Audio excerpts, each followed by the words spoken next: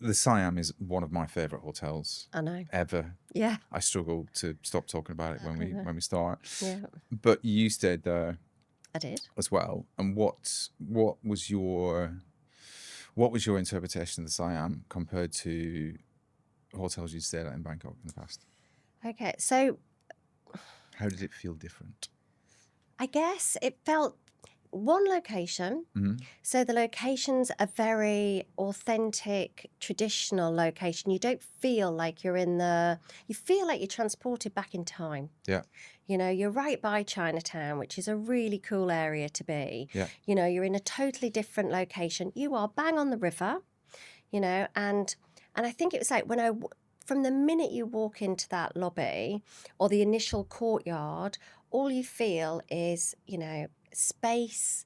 You feel like you're transported back in time. It's very green, very lush inside. It's very light, and it's a totally unique property. Yeah. And you really feel like you're somewhere special with it as well. Yeah. It kind of, I don't know, it's got soul. Yeah. That place. It It's has. just, so I understand you waxing lyrically about the Siam for all these years. I totally got it. We've both been in this industry for more years than we should mention. And we've both seen quite a lot of hotels. Yeah. And I kind of have this analogy with the Siam that if hotels were pieces of art, for me, the Siam would be a masterpiece. It's just like the thought and the passion, the individuality, the design from the ground up, the different levels of visual experiences you go through from the lobby to the big atrium, down through the gardens to the pool. I think it's the way it's been put together is magical, and that's kind of why it speaks to me, as well as the fact that you go straight into a suite, the butlers, where you're not a bong in body, but you're a Karen. Karen Adrian. The service I thought was exceptional as well. Did you get much time to spend there because it was a work trip? It was a work trip, but actually, because I've been to Bangkok quite a few times, I didn't need to do the traditional sites, as it were. But actually, even though the Siam's in a different location to the others, because it's such a boutique property, you've got a boat that is virtually at your disposal. So it's not that it goes to A to B and that's your lot. It will stop wherever you want it to stop, which gives you a lot of freedom. And obviously, you're very close to the Grand Palace when you're staying at the Siam. So it's easy to get around by boat. But I actually went through to, I went to Chinatown. Yeah. Which, very traditional area. But just behind Chinatown is this new kind of neighbourhood called Songwat. I don't know if you've got there yet, but it's like Shoreditch. Okay. It's really cool, but it's like century-old shop houses with design boutiques. So one that I went into, the ground floor was still a garage. So it had loads of like old hubcaps and stuff like that. Yeah. And then to the left, there was a staircase and there were teapots hung as you went up. I don't know how Thailand does this. I don't either. I don't know, but it's like if you go into just a little crappy little bar somewhere in town, there's all these little knickknacks that are just kind of just put there. And it's a really unique design where it just works. Well, it's unexpected. It's unexpected. It's unexpected. So yeah, it's really cool. Did you get a tattoo? No, I can't afford one.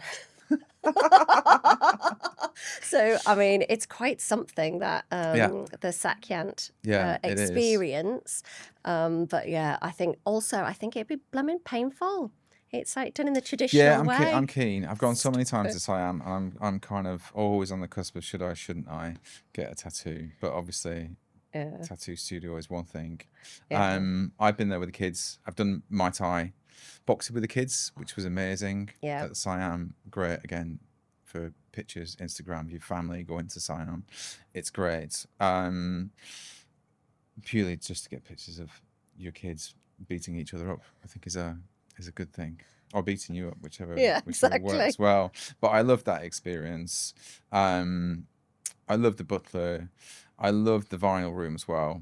Oh my God. I love the concept of the vinyl room, because for me, the thought of going into a room full of really old records and getting a butler bringing you a glass of wine or a cup of coffee, depending on the time of the day, reading a newspaper and just getting up and putting a record on and having that space to just listen to music, I think is just such a beautiful concept. And it's not just old albums there, because they No? had La La Land.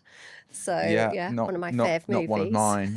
It wouldn't be Do one you of even my watch that choices, movie? I would think. It's quite good. That I loved. The cinema room, Yeah. the movie room, sorry.